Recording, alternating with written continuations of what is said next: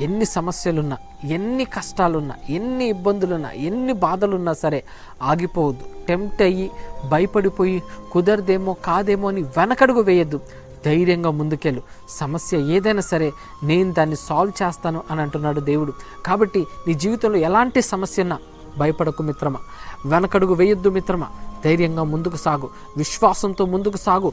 Keep moving. God will definitely do a miracle for you. ఆ రోజు యర్దాన్ నదిని ఎండిపోయేటట్టుగా చేసి ఏకరాశిగా నిలబడిపోయేటట్టు దేవుడు చేశాడు. నీ జీవితంలో కూడా అటువంటి గొప్ప కార్యాన్ని చేస్తాడు. అయితే నీలో ఉండవలసింది ఏంటో తెలుసా? విశ్వాసంతో ఒక్క అడుగు వేసి చూడు.